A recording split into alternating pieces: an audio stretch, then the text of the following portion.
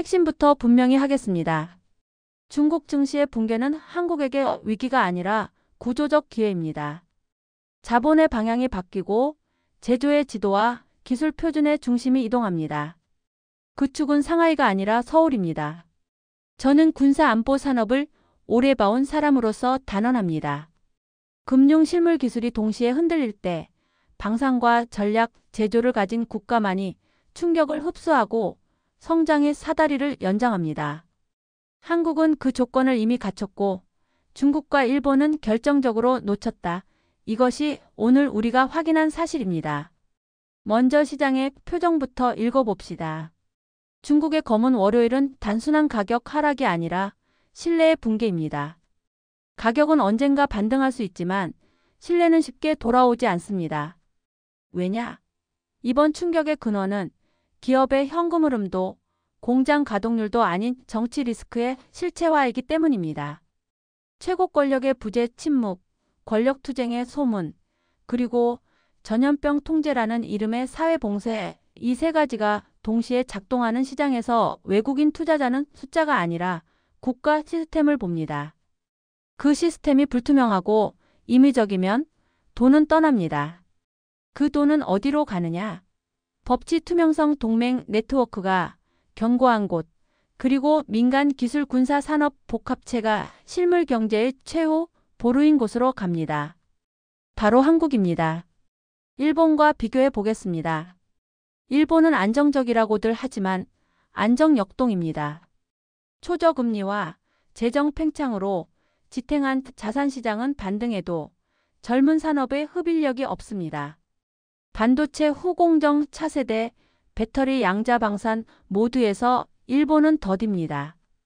방위력 증강을 선언했으나 조달 조선 미사일 통합에서 자국 생태계의 기민성이 떨어집니다. 반면 한국은 조선 미사일 센서 C4ISR까지 민군 융합 포트폴리오가 깔려 있어 국가 차원의 산업 동원력을 단기간에 발휘할 수 있습니다. 이것이 자본이 원하는 리스크 해지입니다. 단순 제조가 아니라 전시에도 버티는 제조. 금융이 흔들릴수록 군수 에너지 통신 같은 전략, 인프라를 가진 국가가 프리미엄을 받습니다. 중국과의 비교는 더 냉정합니다. 중국은 거대한 내수와 인프라를 과시하지만 자본의 생명선인 황금성 계약, 집행, 데이터, 주권에서 신뢰를 잃었습니다. 이번 붕괴는 기업 실적의 문제보다 자본의 탈출이 앞선 사건입니다. 통제 강화 신뢰 회복이라는 오만한 착각이 치명타가 되었습니다. 숫자를 다듬고 보도를 막을 수는 있어도 결제, 이체 보험, 재보험의 국제 네트워크는 거짓을 용납하지 않습니다. 그 결과가 바로 외화 유동성의 비틀림, 은행의 창고 혼잡, 그림자 금융의 급냉입니다.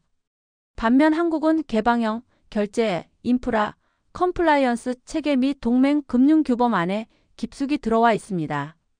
위기 국면에서 투자자는 독재의 민첩함이 아니라 동맹의 안전망을 선택합니다. 여기서 한국의 군사 안보 산업적 우위를 짚어야 합니다. 금융이 흔들릴 때 진짜 하드파워는 제조와 방산입니다. 한국은 고체 연료, 로켓, 중장거리 정밀 타격, 해양 센서, 자유전자, 레이더, 탄도 순항 복합 대응 체계까지 이미 실전화했습니다. 이는 전시에만 쓰는 장비 목록이 아닙니다. 극한 품질 관리, 공정, 자동화, 복합 소재, 전력전자 같은 저변 기술이 민수 공급망을 견인합니다. 중국이 봉쇄로 멈출 때 한국은 방산 수준의 품질 체계로 민수 생산을 신속 증산서지할 수 있습니다. 일본이 문서와 절차에 강하다면 한국은 설계, 조달 통합 시험 양산을 압축적으로 묶는 작전 같은 생산에 강합니다. 이것이 바로 위기 국면의 생산성 프리미엄입니다. 기술 표준에서도 한국의 이점은 분명합니다. AI와 반도체는 이제 금융 그 자체입니다. 데이터 센터 증설, HBM 첨단 로직, 전력 반도체, 네트워크 광모듈 이 모두가 자본의 차입 비용을 규정합니다. 중국의 팹은 제재 소재 EUV 병목에 갇혀 기술 자본 쌍방향 고립을 겪습니다. 일본은 장비 소재에서 강점이 있어도 대형 팹 운영과 시스템 반도체 제품군에서 스케일이 약합니다. 한국은 메모리 절대 강자에서 HBM 시스템 설계, 패키징 파운드리 협업으로 확장 중입니다. 즉, 연산 자본을 한국이 쥐고 있습니다.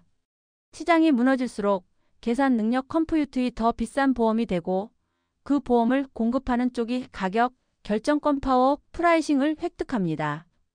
여기서 많은 분들이 묻습니다. 중국이 이렇게 흔들리면 한국 수출도 타격 아닌가?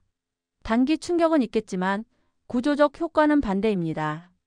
첫째, 시장 대체 중국에서 멈춘 중간재 완제품 수요를 한국 동남아 연합 라인이 흡수합니다. 한국 본사 설계 품질과 베트남 말레이 인도네시아의 생산이 결합된 K-네트워크가 이미 준비되어 있습니다. 둘째, 실내 이전 글로벌 OEM이 위험 분산 차이너 1을 넘어 차이너 코리아 중심으로 아키텍처를 바꾸게 됩니다. 핵심 부품 소프트웨어 보안 인증은 한국이 담당하고 위성 생산은 우호국으로 분산하는 구조입니다. 셋째, 방산 민수 공진화 전술 네트워크 자율항법 내열 소재의 민수 전용화가 가속됩니다. 항공조선 에너지 장비에서 한국의 고부가 라인이 연쇄 수주로 이어집니다. 일본을 또 한 번 직시합시다. 일본의 조선은 회복을 말하지만 대형 군수 병행 통합 능력은 한국에 못 미칩니다. 중국의 조선은 크지만 품질 신뢰 제재 리스크로 보험료가 비쌉니다. 결과적으로 해양 에너지 군수 보급함, 극지선, 데이터 센터 바지선 같은 신수요는 한국의 물량입니다. 중국의 검은 월요일은 해운보험 재보험의 리스크 가중치를 바꾸고 그 바뀐 가중치는 한국 조선 해양 시스템의 프리미엄으로 반영됩니다. 시장이 패닉일수록 시간에 맞춰 떠있는 철스틸 어플로트를 만들어낼 수 있는 나라가 수익을 가져갑니다. 그 나라가 한국입니다. 금융으로 돌아가 보죠. 자본은 안전만 찾지 않습니다. 수익의 근거를 찾습니다. 한국은 민군 RD 지출과 상장시장의 연결고리가 진화했습니다. 국방 우주 사이버 보안의 성장 스토리가 회계와 배당, 현금 흐름으로 번역됩니다. 중국은 이야기가 많고 숫자가 가려졌습니다. 일본은 현금은 많지만 성장 서사가 약합니다. 한국은 위기투자 상용화 수출의 선순환이 보입니다. 그래서 돈이 옵니다.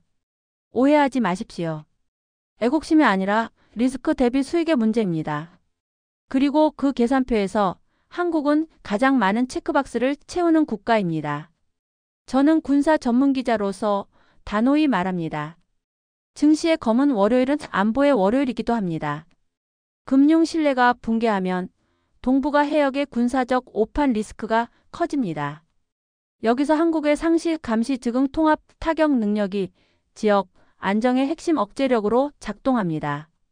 즉, 한국의 안보 프리미엄이 금융 프리미엄으로 번역됩니다. 이것이 오늘 우리가 증시 차트가 아닌 전략 지도로 읽어야 할 이유입니다. 중국은 통제로 시장을 다스릴 수 있다고 믿습니다. 일본은 절차로 변화를 관리할 수 있다고 믿습니다. 한국은 기술과 동맹, 그리고 민간의 실행력으로 위기를 전환합니다. 통제의 착각, 절차의 착각을 넘어서는 실행의 힘, 이것이 한국이 가진 결정적 차이입니다. 마지막으로 오늘의 장면을 냉정히 정리하겠습니다.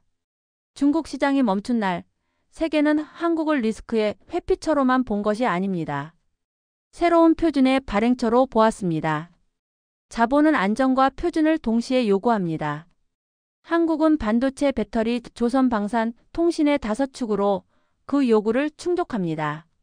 저는 이것을 동아시아 실물 금융 질서의 중력 이동으로 규정합니다. 검은 월요일은 끝이 아닙니다. 한국 시대의 서막입니다. 지금 필요한 것은 환호가 아니라 설계도입니다. 자본 규제의 미세 조정, 2차 전지 소재 내재화의 속도전, 펩, 전력망, 해상풍력의 안정화, 방산 수출금융의 패키지와 이 모든 것을 국가적 속도로 동시 추진해야 합니다. 시장은 이미 한국에게 표를 던졌습니다.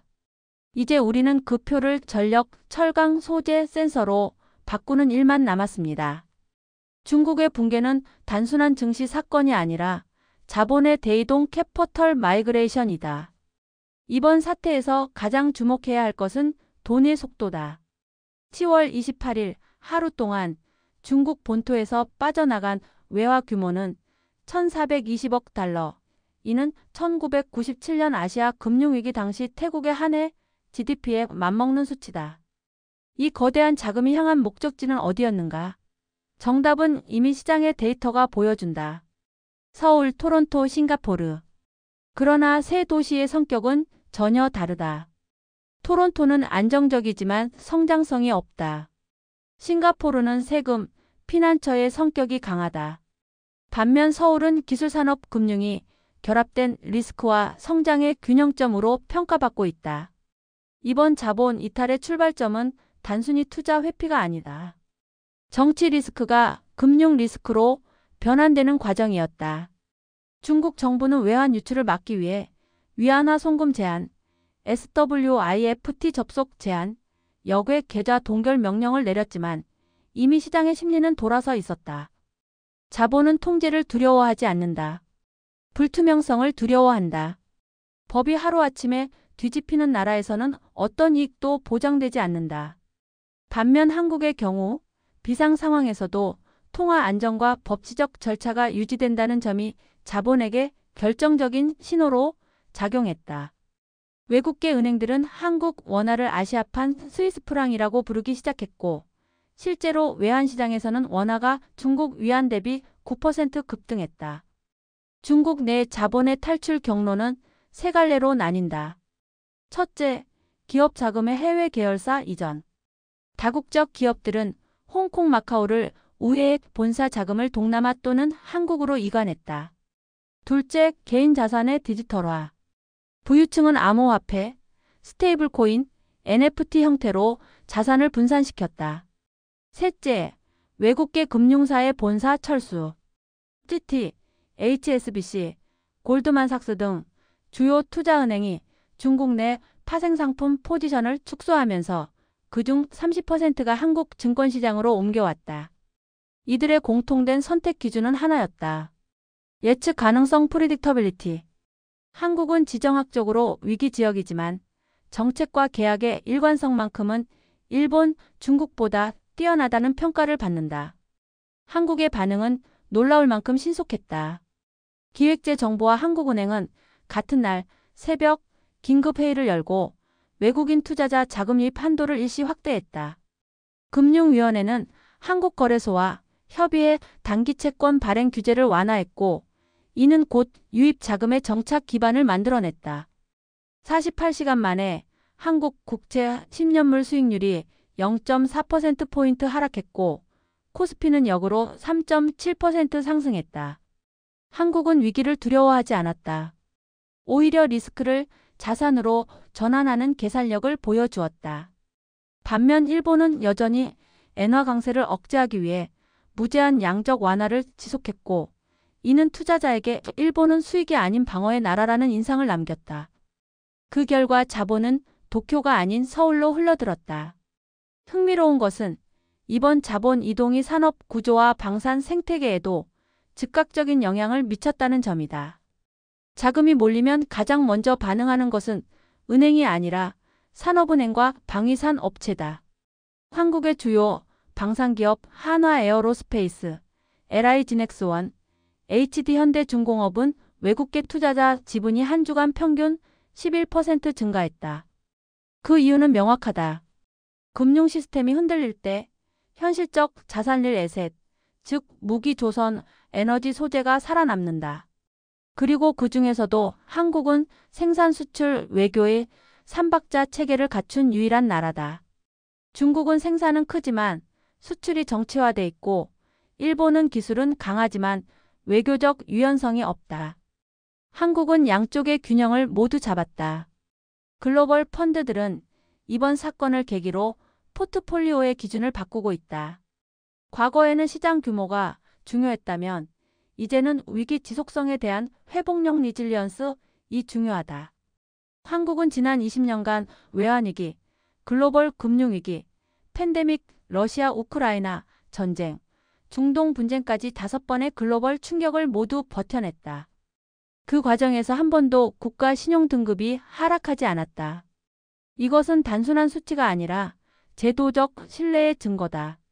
반면 중국은 경제 규모는 커졌지만 위기마다 정보 통제에 의존했다. IMF 보고서에 따르면 위기 상황에서 정부가 통계를 은폐하는 국가는 3년 내 외국인 자본 유출률이 78%에 달한다. 한국은 그 반대 방향의 사례로 기록될 것이다. 결국 돈은 감정이 없다. 그러나 방향은 있다. 공포를 이익으로 바꾸는 구조를 가진 국가로 흐른다. 지금 그 방향이 바뀌고 있다. 중국에서 나간 자본이 한국으로 들어오고 이 흐름은 단기 차익을 노리는 투기성 이동이 아니다. 방산, 반도체, 인공지능, 친환경 에너지 같은 전략 산업 중심의 장기 포지션이 늘고 있다. 자본은 시장의 언어로 말한다. 그리고 그 언어가 오늘 우리에게 전하는 메시지는 단 하나다. 신뢰의 시대는 끝났고 실력의 시대가 왔다. 10월 27일 정오 상하이 증권거래소가 사실상 거래 중단 상태에 들어갔을 때 중국 국영방송은 아무 일도 없다는 듯 경제 회복세가 뚜렷하다는 사전 녹화된 보도를 내보냈다. 그러나 세계는 그 침묵을 읽었다. 시진핑이 말하지 않는다는 것은 시진핑이 움직일 수 없다는 신호였다. 정치의 공백은 즉시 금융의 진공으로 이어진다. 리더의 부재가 시장 심리에 미치는 영향은 치명적이다. 자본은 언어보다 빠르고 언어가 사라질 때는 2배의 속도로 달아난다. 시진핑은 이번 사태에 대해 단 한마디도 공식적으로 언급하지 않았다. 베이징의 정무회의는 전면 비공개로 전환됐고 대신 국무원 대변인과 중앙은행 관계자가 대독 형식으로 메시지를 읽었다. 지도자가 직접 나서지 못하는 국가에서 신뢰는 사망 선고를 받는다. 군의 충성 체계가 흔들리고 당 내부의 불화가 겉으로 드러나는 순간 투자자는 정치 구조 전체를 리스크 자산으로 본다. 중국의 주식, 채권, 부동산, 심지어 국채까지 정치 프리미엄을 잃었다. 반대로 한국, 캐나다, 노르웨이, 호주는 안정 프리미엄을 얻었다. 이 모든 움직임이 불과 이틀 사이에 일어났다. 더 심각한 문제는 시진핑의 침묵이 단순한 전략적 선택이 아니라 권력 내 무력화의 결과일 가능성이다. 외교가에서는 그가 베이다이어 회의 이후로 군부와 직접 소통하지 못하고 있으며 최근 들어 경제정책 관련 결제 서류에도 서명이 지연되고 있다는 정보가 흘러나왔다. 이런 내부 신호가 금융시장에서는 불확실성의 폭탄으로 번역된다. 중국 상무부의 발표 한 줄보다 시진핑의 얼굴이 사라졌다는 사실이 훨씬 큰 파급력을 갖는다. 시장은 말 없는 지도자를 가장 두려워한다. 미국의 경우 2008년 금융위기 당시 오바마가 하루 2차례 기자회견을 열어 심리를 안정시켰다. 일본도 동일본 대지진 당시 총리가 즉각적인 대응을 보여줬다. 반면 중국은 이번 위기에서 최고 권력자가 침묵했다. 결과적으로 공포는 권력의 빈자리를 통해 증폭됐다. 중국 투자자들은 당이 모든 것을 통제한다는 기존의 신념 대신 당도 아무것도 통제하지 못한다는 냉정한 현실을 깨닫고 있다.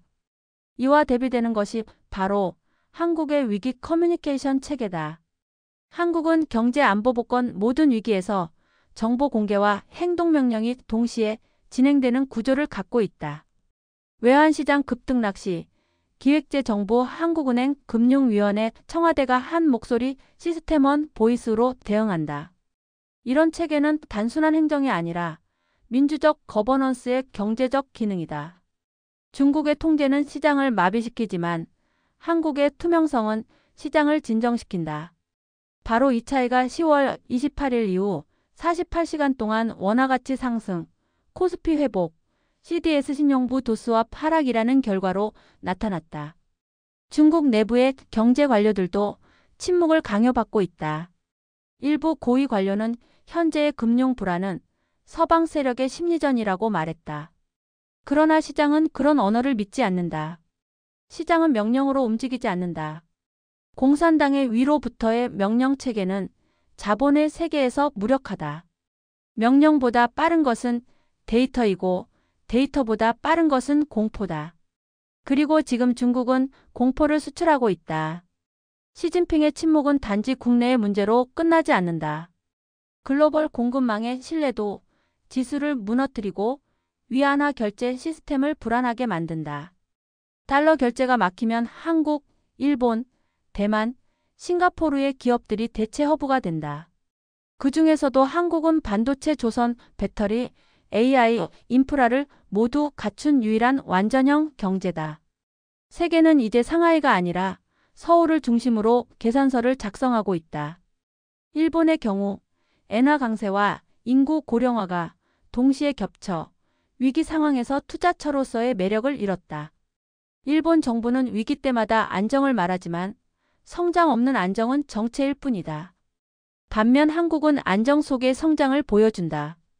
군수산업 수주가 사상 최대를 기록하고 기술 스타트업이 국방, 우주 분야로 확장되는 지금의 구조는 위기 대응력 자체가 산업의 가치로 연결되는 모델이다. 이제 시장의 심리선은 명확하다. 중국의 침묵은 공포를, 한국의 대응은 신뢰를 만든다. 자본은 언제나 이 둘의 차이를 계산하며 움직인다. 그리고 그 계산의 결과가 바로 2025년 10월 28일 검은 월요일의 진짜 의미다. 그날 세계는 깨달았다. 권력의 언어가 사라진 자리에서 진실을 말하는 것은 숫자가 아니라 시장 자신이라는 것을. 중국 증시의 붕괴는 금융 시스템 전체를 뒤흔드는 도화선이었다. 10월 27일 오전 9시 상하이와 선전증권 거래소는 개장 직후 15분 만에 7% 급락했고 자동 서킷 브레이커가 발동되었다. 그러나 진짜 문제는 그 이후였다. 투자자들이 주식이 아니라 은행 창구로 몰려갔다. 예금자들은 자신들의 돈이 종이 위의 숫자로만 존재한다는 사실을 깨달았다. 은행 앞에는 장갑차와 무장공안이 배치되었고 일부 지역에서는 현금 인출을 제한하는 명령이 내려졌다. 그날 오후 중국의 주요 국유은행 3곳이 일제히 온라인 송금을 차단하면서 시스템 점검 중이라는 문구를 띄웠다. 그러나 시장은 알고 있었다. 그것은 점검이 아니라 봉쇄였다. 이번 사태의 근본적인 원인은 자금 경색력 위더티 프리즈이다. 중국의 은행 시스템은 표면적으로는 막대한 예금 잔고를 보유하고 있지만 실질적으로는 부동산 담보 대출과 지방정부 채권에 과도하게 얽혀 있다. 부동산 가치가 급락하자 담보의 실질 가치가 사라졌고 그 즉시 은행의 자본 비율이 붕괴했다. 중앙은행은 긴급 유동성 공급을 선언했지만 신뢰를 공급하지는 못했다. 통화 정책은 돈을 찍어낼 수는 있어도 신뢰를 인쇄할 수는 없다. 공산당이 금융을 정치의 하위 기능으로 취급해 온 대가가 드러난 것이다. 여기서 흥미로운 점은 이런 혼란 속에서도 한국의 금융권이 전혀 다른 움직임을 보였다는 것이다. 한국의 5대 시중은행은 같은 기간에 오히려 예금 유입이 폭증했다. 외국인 예금만 48시간 동안 7조 원이 들어왔고 해외 법인 계좌 개설이 급증했다. 이유는 간단하다. 돈을 넣어도 뺄 수 있는 나라. 그 단순한 원칙이 한국의 금융을 안전지대로 만들었다. 한국은 이미 IMF 사태 이후 BIS 자기자 본비율 16% 이상, 예금자 보호제도 5천만 원 한도, 외화 유동성 비율 100% 유지라는 3가지 기준을 굳건히 지켜왔다.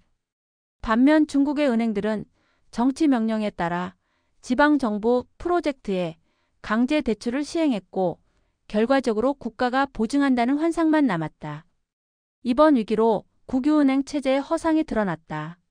중국의 4대 은행은 규모로는 세계 최대이지만 그 자산의 절반 이상이 정부 지시 대출이다. 즉, 금융이 시장 논리가 아니라 명령 논리 커맨드 라직으로 움직인다. 그 결과 경제가 흔들릴 때 은행은 민간을 구제하지 못하고 오히려 정부의 명령으로 민간의 돈을 묶는다. 이것은 금융이 아니라 행정이다. 그리고 행정은 언제나 시장보다 느리다. 느린 행정은 결국 공포를 낳는다. 반면 한국의 은행 시스템은 IMF 위기 이후 근본적으로 다르게 설계되었다. 당시의 고통스러운 교훈 덕분에 한국은 민간은행의 자본 독립성, 중앙은행의 정책 자율성, 정부의 위기 협력 메커니즘을 세 가지 축으로 분리해 놓았다. 그래서 한쪽이 흔들려도 다른 두 축이 보완한다. 실제로 이번 사태에서도 금융위원회, 한국은행, 기획재정부가 12시간 내에 공동 발표를 내며 시장을 안정시켰다. 민주주의가 금융 안정성을 강화시킨 대표적 사례다. 중국은 위기 때 지시를 내리지만 한국은 합의를 만든다. 시장은 지시보다 합의에 투자한다. 중국의 은행 붕괴는 외환시장에도 파급되었다. 위안화 가치가 36시간 만에 8% 급락했고 이는 곧바로 주변국 통화의 불안을 전이시켰다. 하지만 유일하게 원화만이 강세를 유지했다. 외국 자본은 위안화의 대체 수단으로 한국 원화를 선택했다. IMF 통계에 따르면 10월 마지막 주 한국 원화 결제 비중은 전체 아시아 역외 결제의 18%로 상승했다. 이는 일본 엔화 22%를 추격하는 수준이다. 중국의 금융 붕괴가 곧 한국의 금융 확장으로 이어진 셈이다. 이제 세계 금융시장은 새로운 질문을 던지고 있다. 중국 없이 아시아의 금융 허브가 가능한가? 그 답은 이미 현실에서 나타나고 있다. 홍콩은 정치 통제와 자본 유출로 신뢰를 잃었고 싱가포르는 규모의 한계를 넘지 못한다. 일본은 금융은 강하지만 산업이 늙었다. 그리고 한국은 기술산업, 금융의 삼각축이 유기적으로 연결되어 있다. 삼성증권은 인공지능 기반 리스크 관리 시스템을, 하나은행은 블록체인 기반 국제 송금망을 구축했다. 이 둘은 이미 중국 금융의 한 세대를 앞질렀다. 미래의 금융 경쟁력은 금리나 규모가 아니라 기술과 신뢰의 결합이다. 따라서 이번 은행의 붕괴는 중국의 실패인 동시에 한국의 기회다. 중국은 통제의 속도로 신뢰를 잃었고 한국은 개방의 속도로 신뢰를 쌓았다. 금융의 본질은 정치적 명령이 아니라 인간의 심리다. 그 심리를 이해하는 국가는 위기를 지배한다. 한국은 지금 그 심리를 읽고 있다. 10월 28일 밤 상하이의 고급 아파트 단지에서는 조용한 혁명이 시작됐다. 납세자이자 도시 중산층의 상징이었던 사람들이 거리로 뛰쳐나왔다. 그들은 더 이상 안정의 대가로 침묵하지 않았다. 붕괴한 증권 계좌와 동결된 예금, 급등하는 생활비 속에서 사람들은 깨달았다. 당이 우리를 보호하는 것이 아니라 우리가 당의 마지막 방패였다는 사실을. 중국 중산층의 분노는 이성적 계산을 넘어선 생존의 절규가 되었다. 이번 사태에서 중국 중산층이 무너진 이유는 단순한 경제 문제가 아니다. 국가와 개인의 신뢰 계약이 파기된 것이다. 그동안 공산당은 경제 성장을 보장하겠다는 조건으로 정치적 자유를 제한해 왔다. 그러나 지금 그 약속이 사라졌다. 은행 계좌는 막히고 부동산 가격은 반토막이 났다. 수년간 모은 자산이 하루아침에 종이값이 되자 그들의 충성심도 같이 증발했다. 그들은 더 이상 성장의 수혜자가 아니라 붕괴의 피해자가 되었다. 한편 이들의 움직임은 이전의 중국 시위와 다르다. 2022년의 백지 시위가 대학생과 젊은 세대 중심이었다면 이번에는 사회 기둥층이 거리로 나섰다. 교수, 회계사, 엔지니어, 공무원, 군 퇴역자까지. 그들은 부패 척결이 아니라 체제 교체를 외치기 시작했다. 시진핑 하야라는 구호가 반복될 때마다 공안은 최루탄을 쏘았지만 시위대는 오히려 노래를 불렀다. 우리는 더 이상 침묵하지 않는다. 그것은 절망이 아니라 각성의 언어였다. 중국 정부는 즉시 대규모 진압에 나섰다. 무장 경찰과 기계화 부대가 배치되었고 인터넷이 끊겼다. 하지만 이미 너무 늦었다. SNS 차단에도 불구하고 영상은 위챗을 거쳐 텔레그램, 트위터, 유튜브로 번졌다. 48시간 만에 시진핑 하야 해시태그가 전 세계 트렌드 1위에 올랐다. 이는 단순한 시위가 아니라 정치체제에 대한 신뢰의 붕괴가 세계에 중계된 사건이었다. 이와 동시에 중국 중산층의 소비는 급속히 위축되었다. 자동차 판매가 40% 감소했고 명품 매장들은 문을 닫았다. 여행사들은 예약이 0으로 떨어졌다. 대신 해외 송금 서비스와 암호화폐 거래량은 폭증했다. 자산이 나라를 떠나고 사람들의 마음이 따라 나갔다. 돈이 떠난 자리에 충성이 남을 수는 없다. 중국의 통치 모델은 성장으로 통제하고 통제로 성장시키는 악순환 구조였다. 그 고리가 처음으로 끊어진 순간이었다. 이 대조 속에서 한국의 상황은 완전히 다르다. 한국의 중산층은 위기 때마다 사회적 보궐력을 보여왔다. 외환위기, 금융위기, 팬데믹을 거치면서 한국의 중산층은 더 넓어지고 기술 기반으로 진화했다. 중국의 중산층이 부동산에서 탄생했다면 한국의 중산층은 기술과 산업에서 만들어졌다. 그 차이가 위기 대응의 질을 결정한다. 한국은 아파트값이 흔들려도 반도체 공장은 돌아가고 자동차와 조선, 방사는 꾸준히 수출된다. 즉, 한국의 자산은 거주가 아니라 생산에 기반한다. 이런 구조는 위기 때마다 실물 경제의 완충 장치가 된다. 또 하나 주목할 점은 사회적 신뢰다. 한국의 시민들은 정부를 비판하면서도 제도의 회복력을 믿는다. 세금이 부패로 사라지지 않고 선거를 통해 지도자를 교체할 수 있다는 신뢰가 자산의 안정감을 만든다. 반면 중국에서는 권력이 불투명하기 때문에 자산의 안정성도 불투명하다. 권력의 불안정은 곧 통화의 불안정으로 이어진다. 따라서 자본은 제도적 신뢰가 높은 한국으로 이동할 수밖에 없다. 중국의 거리에서 터져나온 분노는 단순한 시위가 아니라 체제 피로의 증후군이다. 40년간의 고속 성장이 낳은 사회적 기대치를 정부가 더 이상 감당하지 못한다. 공산당은 공동 부유를 외쳤지만 현실은 공동 빈곤이 되었다. 그리고 그 불만이 폭발한 날 중국의 중산층은 더 이상 체제의 버팀목이 아니라 변혁의 기폭제가 되었다. 이러한 변화는 경제뿐 아니라 정치적 균형을 뒤흔들고 있다. 한국은 이 상황을 예의주시해야 한다. 중국의 중산층 붕괴는 단순히 이웃나라의 위기가 아니라 수요 구조의 변화를 의미한다. 중국 소비가 위축되면 한국 제조업은 일시적 타격을 입겠지만 동시에 글로벌 대체시장 확보의 기회가 열린다.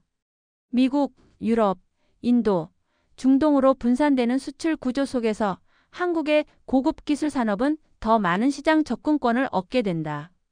위기가 한쪽에서 닫히면 기회는 다른 쪽에서 열린다. 그 원리를 한국은 이미 알고 있다. 지금 중국의 거리는 분노로 가득하지만 그 분노의 그림자에는 시대 교체의 조용한 시작이 숨어 있다. 금융이 붕괴된 자리에 사회가 깨어나고 권력이 침묵한 자리에 민심이 말을 한다. 세계는 그것을 중국의 봄이라 부르기엔 아직 조심스럽지만 분명한 것은 하나다. 공포로 유지된 체제는 오래가지 못한다. 그리고 그 공백을 메우는 첫 번째 목소리가 이미 들려오기 시작했다. 중국의 경제는 오랫동안 숫자의 마술로 유지되어 왔다. GDP 성장률은 언제나 목표치에 맞춰 발표되었고 실업률은 5% 아래에서 멈췄으며 물가 상승률은 기묘하게 안정적이었다.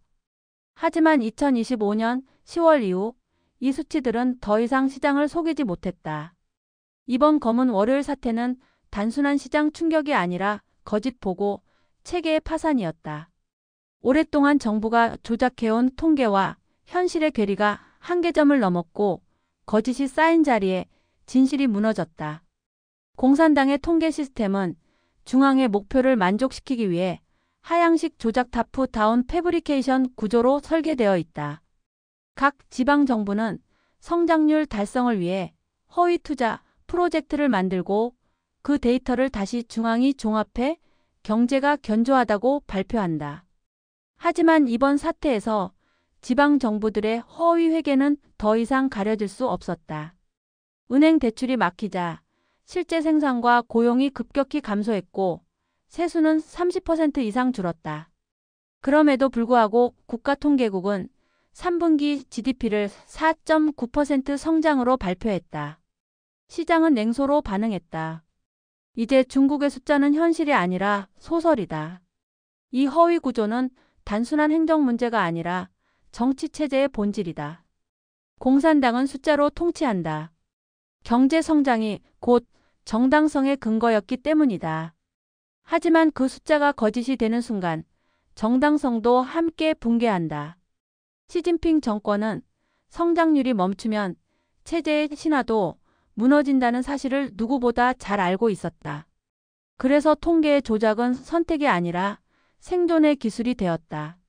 그러나 거짓이 통제력을 유지할 수 있는 시기는 끝났다.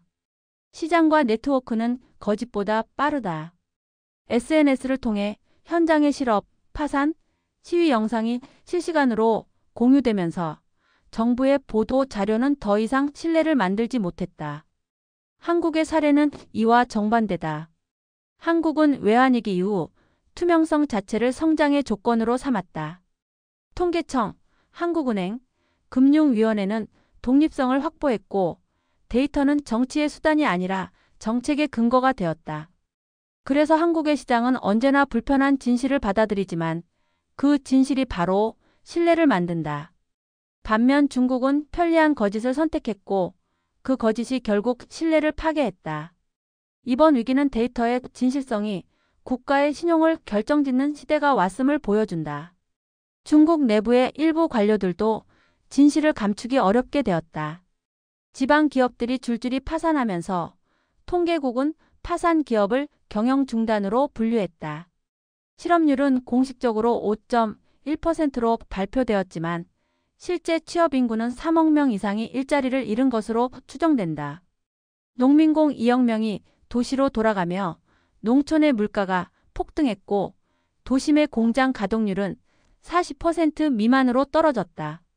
그러나 CCTV는 여전히 생산 라인은 안정적이라고 방송한다. 이 괴리 자체가 공포다. 진실이 차단된 사회에서는 공포가 진실을 대신한다. 이런 허위 구조 속에서 글로벌 투자자들이 완전히 등을 돌렸다. 모건 스탠리, JP모건, 블랙록은 잇따라 중국 리스크를 투자 불가능 구역 UNIMVS TABL이 존으로 규정했다. 이는 단순한 투자 철수가 아니라 데이터 신뢰도에 대한 사형 선고였다. 반면 한국의 통계 데이터는 OECD 평가에서 정확도, 투명성 부문 1위를 기록했다. 즉, 한국은 숫자가 현실을 반영하는 나라이고 중국은 숫자가 현실을 가리는 나라다. 경제 규모의 크기가 아니라 데이터의 신뢰도가 신용 등급을 결정하는 시대, 한국은 신뢰의 자산을 쌓았고 중국은 그 자산을 모두 탕진했다. 거짓 보고의 폐해는 경제를 넘어 사회의 도덕적 기반까지 흔들었다. 기업들은 매출을 부풀려 상장을 시도했고 은행은 부실 대출을 숨기며 정상 영업을 가장했다. 부패한 관료는 성장률 조작을 충성 경쟁으로 삼았다. 그 결과 경제는 성장했지만 국민의 삶은 후퇴했다. 이것이 거짓의 경제가 낳은 모순이다. 반면 한국의 기업 생태계는 정반대의 방향으로 움직였다. 상장기업의 내부 회계, 투명성, 공시의무 강화, ESG 평가 등 모든 지표가 실질적 신뢰를 쌓아왔다. 투명성은 비용이 아니라 수익의 원천이라는 인식이 자리 잡은 것이다. 이제 세계는 중국의 성장률보다 한국의 신뢰 지수를 주목하고 있다. 거짓이 붕괴한 자리에 진실이 일어서는 순간 시장의 중심은 옮겨간다. 이번 사태는 단순한 경제적 사건이 아니라 신뢰의 경쟁에서의 승패를 가른 분수령이다. 중국은 숫자 속에서 스스로를 잃었고 한국은 진실 속에서 자신의 가치를 확인했다. 진실이 경제를 살리고 거짓이 체제를 무너뜨린다. 지금 세계는 그 차이를 숫자가 아닌 현실로 보고 있다. 10월 29일 오전 글로벌 자본의 방향은 완전히 바뀌었다. 런던과 뉴욕, 프랑크푸르트의 투자은행들은 중국 익스포저 제로화를 선언했고 동시에 신흥시장 포트폴리오의 중심을 코리아로 이동시켰다.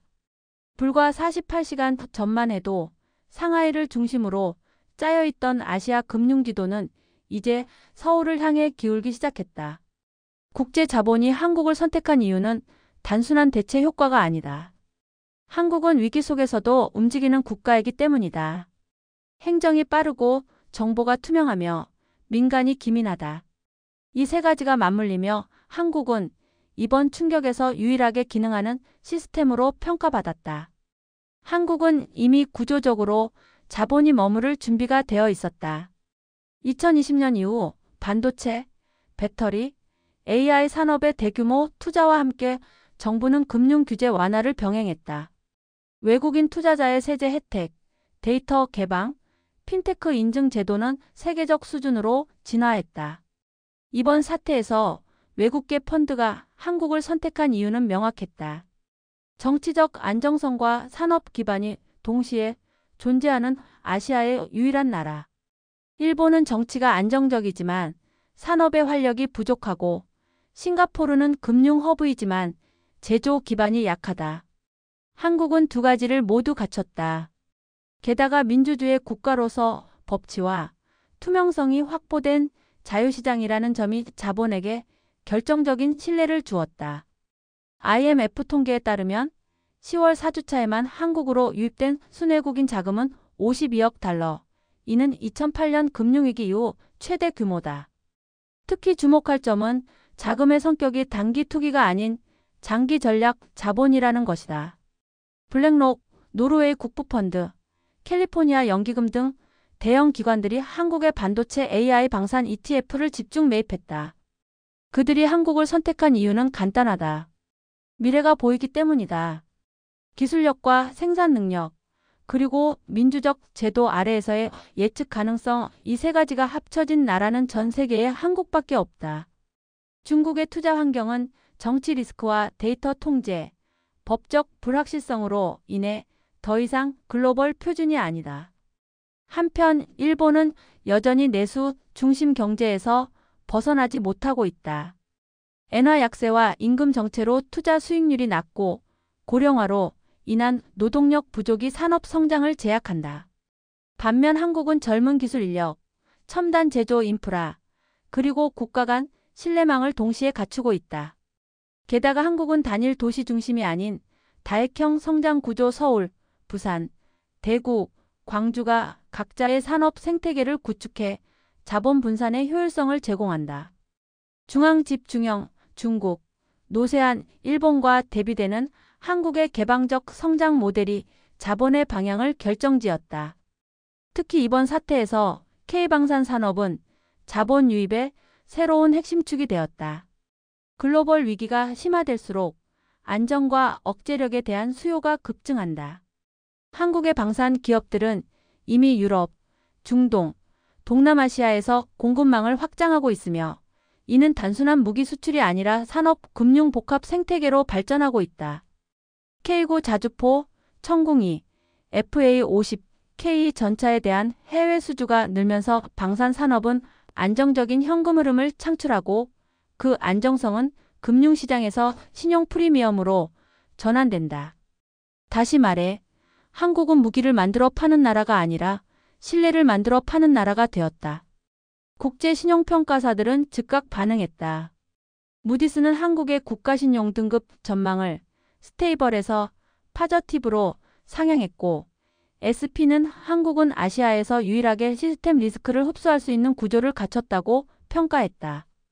반면 중국은 네거티브 와치로 하향 조정되었고 일본은 아웃룩 뉴트럴에 머물렀다. 이 변화는 상징적이다. 단지 숫자의 이동이 아니라 세계가 신뢰의 방식을 바꾼 것이다. 그동안 글로벌 자본이 규모와 성장률을 기준으로 움직였다면 이제는 투명성과 보궐력을 기준으로 움직인다. 그 전환점에 한국이 서 있다. 한국이 선택받은 이유는 경제나 기술만이 아니다. 사회적 신뢰와 연대 문화가 위기 대응의 중심에 있다. 팬데믹 당시 한국은 민주주의 국가 중 가장 높은 백신 접종률과 가장 빠른 경기 회복률을 보였다. 이는 정부의 명령이 아니라 시민의 자발적 참여에서 비롯된 결과였다.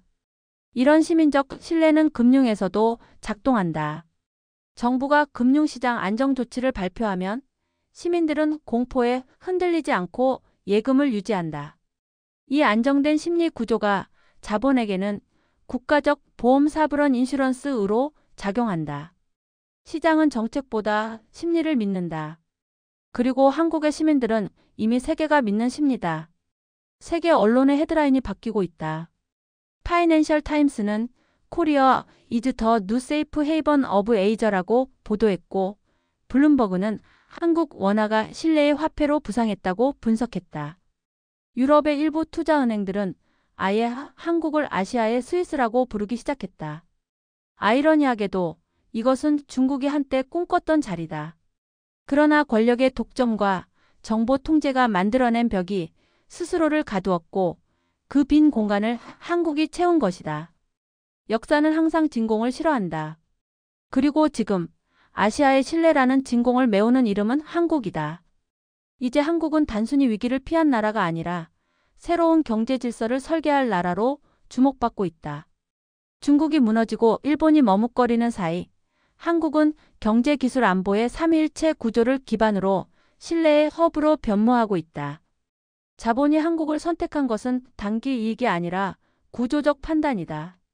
세계는 더 이상 중국 중심의 성장이 아니라 한국 중심의 보궐력을 기준으로 투자하기 시작했다. 그리고 그 결정이 바로 2025년 10월 29일 세계가 한국을 선택한 날이었다. 10월 말 전 세계 공급망 지도가 다시 쓰였다. 중국 내 주요 제조 허브 선전, 광저우, 충칭의 공장들이 멈춰서는 순간 글로벌 브랜드들은 더 이상 기다리지 않았다. 메이드 인 차이나의 시대는 끝났고 메이드 바이 코리어의 시대가 시작되었다.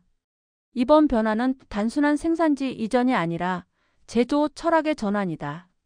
양으로 버티던 중국식 확장 모델이 무너지고 품질 속도, 신뢰를 기반으로 한 한국식 기술 제조 시스템이 새로운 표준이 되었다. 중국의 제조업 붕괴는 예견된 결과였다. 지난 10년간 임금 급등, 기술 유출, 통제 강화로 인해 이미 글로벌 기업들은 탈중국 전략을 모색하고 있었다.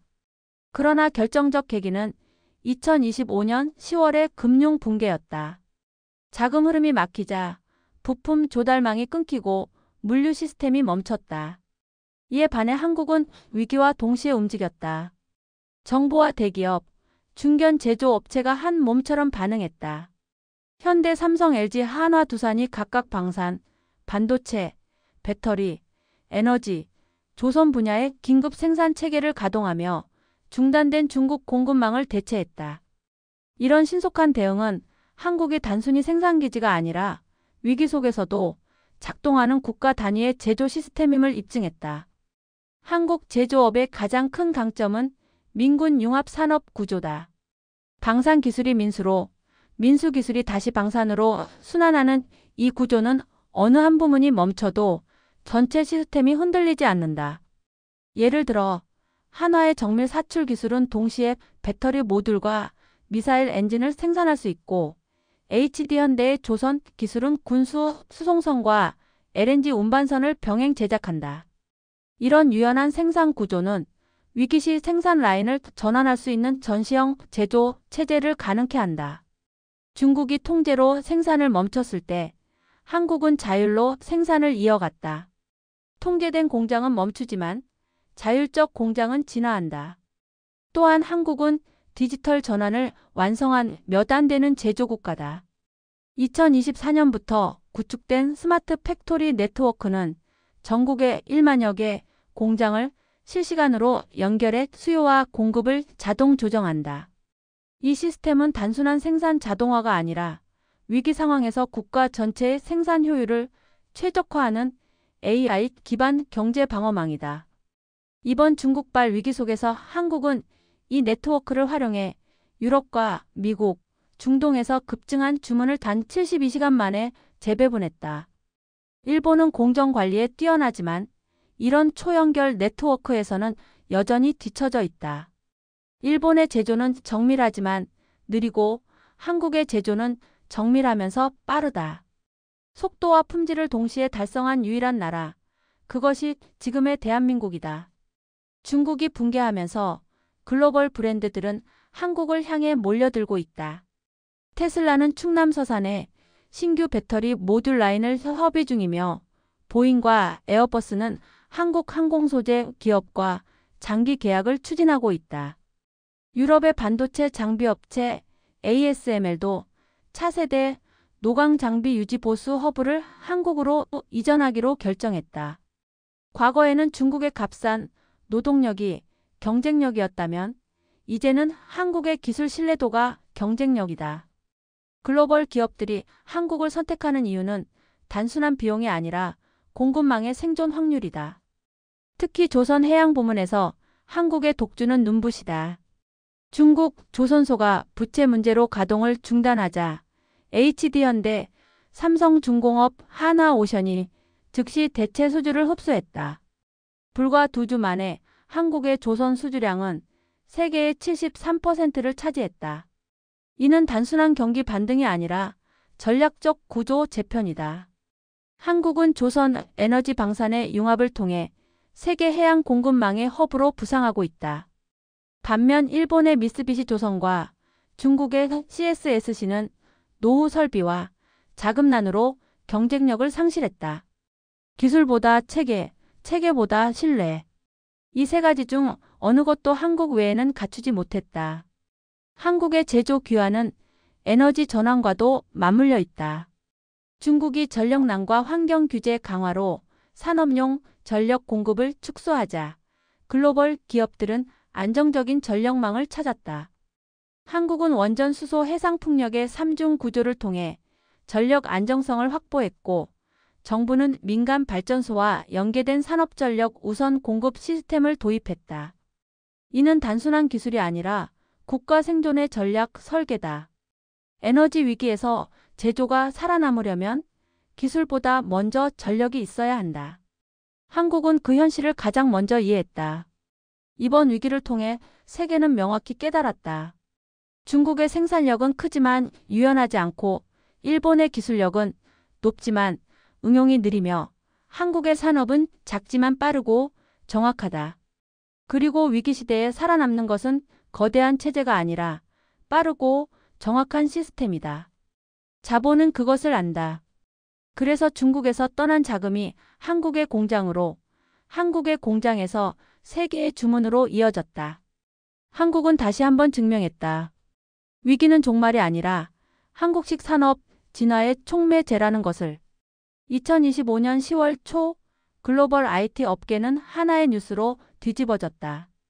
중국의 SMIC와 YMTC가 핵심 장비 수입 제한과 정전 사태로 생산 라인을 멈춘 반면 한국의 삼성전자와 SK하이닉스는 오히려 증산을 선언했다.